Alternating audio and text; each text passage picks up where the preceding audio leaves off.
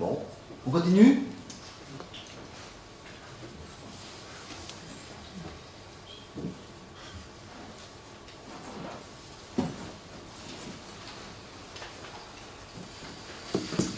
C'est un patient qui a eu un traumatisme du poignet.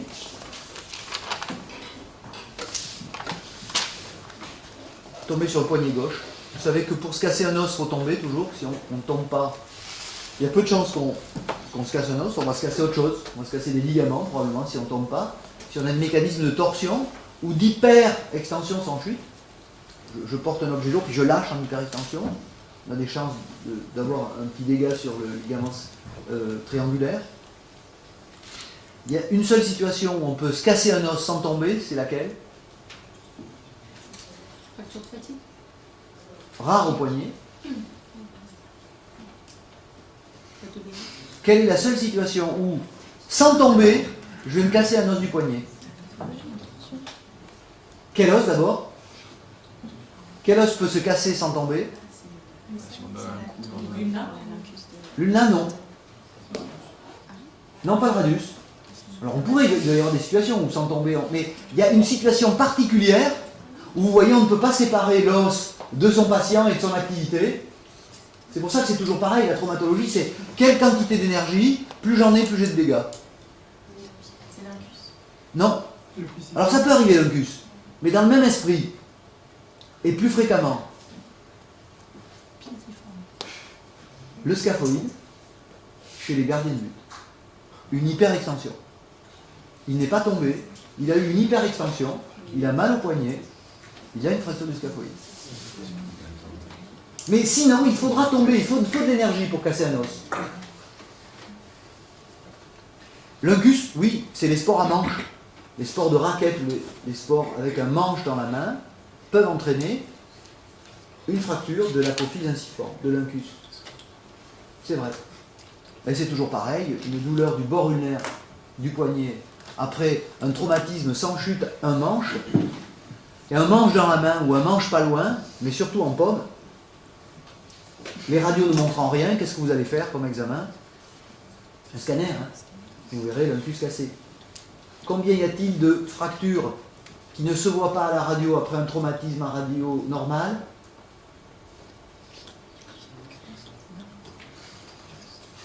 40 à 50%. 40 à 50% des patients qui tombent sur le poignet, qui ont une séquence de 4 incidences ou 5 incidences, qui ne montrent pas de fracture, vont avoir une fracture, qui s'appelle une fracture occulte. Donc que faire après, comme bilan, quand on a un traumatisme du poignet, une douleur vague, alors que les radios sont normales? Je m'arrête et je le revois dans un mois avec de nouvelles radios. Il ne faut plus faire ça. Ça n'augmente la pertinence diagnostique que de 2 à 10%. Donc il ne faut pas plâtrer les gens et attendre que la fracture apparaisse. Ça ne sert à rien. On ne la verra pas. Vous imaginez, vous, professionnel de la santé, à qui on dirait, écoute, on va te mettre dans un plâtre puis on verra ce que ça donne dans un mois. Vous direz, non mais ça va pas, non? C'était en quelle année? En 1427 ou quoi? Si on a fait ça, on l'a fait, mais maintenant il ne faut plus le faire. Donc quand on a un traumatisme du poignet radio normal, aujourd'hui les recommandations c'est d'avoir une IRM dans les 15 jours. Parce qu'on va voir s'il y a une fracture occulte et on sait que si on immobilise les fractures occultes, c'est-à-dire les fractures qui ne voient pas à la radio, quand on les immobilise 4 semaines, elles vont toutes consolider quasiment. Il n'y a pas de raison qu'elles consolident ça. On l'avait démontré dans 3 travaux de thèse, oui. IRM dans 15 jours? Ben oui, IRM dans les 15 jours. C'est un examen sensible et spécifique qui n'irradie pas. On peut faire aussi un scanner. L'inconvénient du scanner, c'est que s'il passe dans le plan de coupe de la fracture, on ne la verra pas. Il irradie. On peut faire une scintigraphie à Besançon, on continue à faire des scintigraphies quantifiées. On quantifie le spot de luminescence, mais il faut un circuit de scintigraphie. Alors nous, on demande des scintigraphies quantifiées où, si ça fixe plus de 2 fois sur le poignet traumatisé que le poignet normal, on sait que c'est cassé. On a fait pas mal de travaux là-dessus. C'est un outil qu'on maîtrise, mais c'est un petit peu irradiant. L'idée, c'est quoi? Quels sont les meilleurs outils, les moins délétères pour faire un diagnostic rapide et soigner vite les gens? Ben, l'IRM. Mais l'IRM, on n'a pas. C'est pas l'avoir souvent. Voilà, c'est ça. C'est selon les endroits ici ou ailleurs, on n'a pas un accès rapide à l'IRM. Alors que le scanner. Alors que le scanner, ben, on peut l'avoir plus vite. Mais l'idée, c'est, dans les 2 semaines d'un traumatisme du poignet radio normal, on doit pouvoir dire au patient ce qu'il a, pour le traiter à juste titre. C'est ça l'idée. Donc l'idée, c'est de connaître les meilleurs examens, en termes de spécificité et de sensibilité. Ensuite, on fait avec ce qu'on a dans le coin où on travaille. Et on s'adapte, c'est un principe de réalité. Mais c'est très important que vous sachiez ça.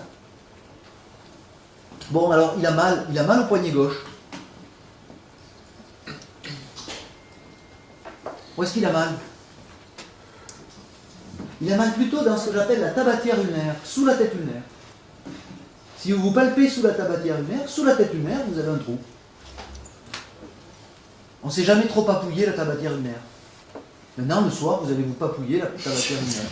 Ça, vous saurez ce que c'est. Et puis vous saurez la palper au patient. Car qu'est-ce qu'il y a dans la tabatière ulnaire? Et la tabatière ulnaire, elle est là. C'est ici. C'est sous la styloïde. Si on est devant, on est sous la tête. Si on est un peu sur le côté, derrière, on est sous la... Hein? Qu'est-ce qu'il y a là-dedans? TFCC. Si le patient a mal quand on appuie dedans et quand il plie, qu'est-ce que vous pouvez dire? Quoi? Ben, il a mal au ménisque qu'est le TFCC. Quand vous appuyez sur l'interligne articulaire du genou et que vous pliez le genou, que vous écrasez le ménisque, il va dire aïe, ben là, si vous écrasez le ménisque, si vous appuyez là où est le ménisque, car c'est un ménisque le fibrocartilage du TFCC, c'est une sorte de ménisque. C'est plus un ménisque qu'un stabilisateur, même si certaines de ces portions ont un rôle stabilisateur. Si vous appuyez là, et quand l'inclinaison ulnaire, le patient a mal, vous avez a priori un trouble, une lésion dans le TFCC. Tabatière ulnaire.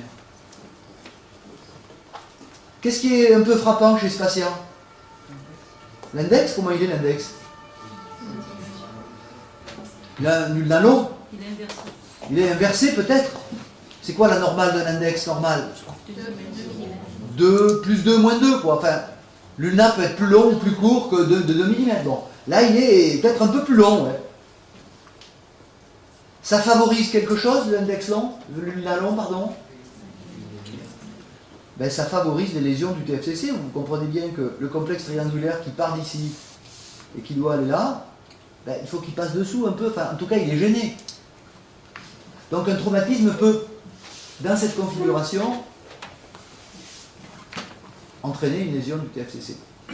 Effectivement, les ulnalons sont des facteurs de risque de lésion du TFCC. Il avait bien mal là.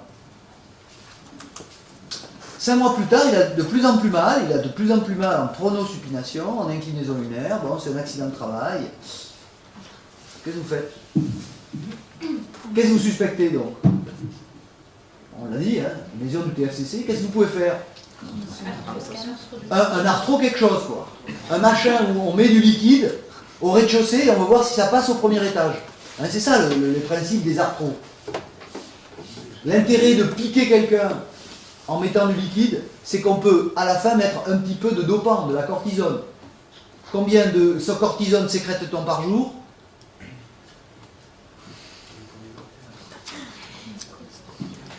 7 millilitres. C'est ce qui nous permet de nous réveiller et d'y aller, quoi. Certains en utilisent pour gagner le Tour de France, d'autres pour gagner des championnats divers et variés, mais nous, on est déjà dopé le matin avec 7 millilitres de cortisone endogène. Il faut relativiser l'impact de 2 millilitres dans une articulation, si ça doit permettre d'aller mieux. Ça déstabilise le diabète quand un patient est diabétique? Oui, un jour. Surveille un jour. Il y a des études qui ont montré ça. Ce patient a mal. Vous faites une arthro-IRM. Qu'est-ce que vous attendez? Qu'est-ce que vous pensez qu'il y aura?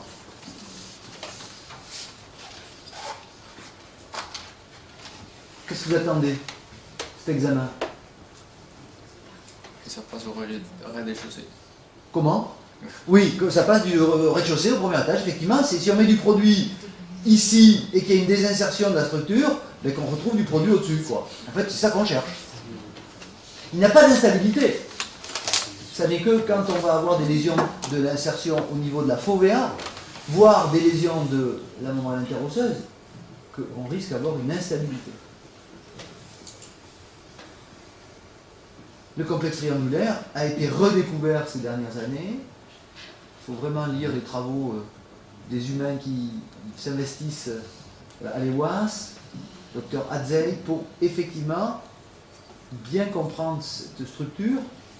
Et effectivement, si on voit effectivement là ce qui est le radius, on voit là le TFCC, il y a une petite désinsertion, et on a décidé, parce qu'il n'y avait pas de stabilité, théoriquement ce sont des lésions qui se réinsèrent, on a décidé de le choyer, d'agrandir, puisque c'est l'aspect et l'effet trampoline, c'est l'effet d'une structure tendue, qui fait que on a une absence de douleur, puisque quand vous fermez le point, les os du carpe remontent et la tension du complexe fait que on a les os du carpe qui sont repoussés par... Là, on a les os du carpe qui montent, c'est une structure innervée, on a mal. Là, j'avais décidé de nettoyer, c'était il y a un petit moment déjà, où on n'avait pas encore tous les outils pour réparer le TFCC. Le but c'était, c'est un ménisque, on enlève un petit peu le ménisque. Mais, dans la littérature, on sait que si on a à faire un geste sur le complexe triangulaire et que l'ulna est long, un tiers des patients risquent d'avoir des ennuis si on ne joue pas sur la longueur de l'ulna. Donc ça complexifie beaucoup quand même le geste. Et là, vous voyez, j'avais décidé de raccourcir l'ulna. Principale complication du raccourcissement de l'ulna. Une supination. C'est d'arthrose. Comment? C'est d'arthrose. Avant. Un retard de consolidation. Non, avant. Tu as raison, hein, c'est une des complications possibles. Je n'ai pas consolidé l'os. Non. Qu'est-ce que je ne vais pas arriver à faire?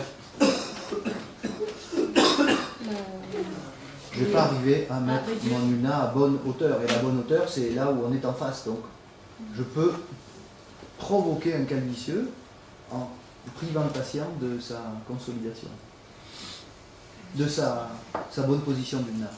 Donc, il faut faire attention quand on raccourcit l'ulna. Il ne faut pas le raccourcir trop. Il faut le raccourcir où? Quel niveau? Ça dépend. C'est en diaphyse qu'on prend le plus de risques. On peut faire des ostéotomies obliques.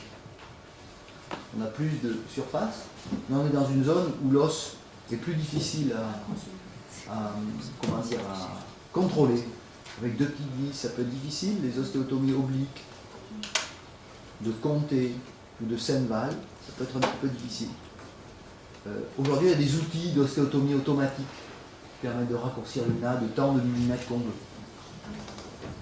L'idée, c'est pas on raccourcit de tant de millimètres, c'est on raccourcit pour que la partie distale de l'ulna soit affleurante à la partie distale du radius. C'est d'avoir un index un peu plus normal.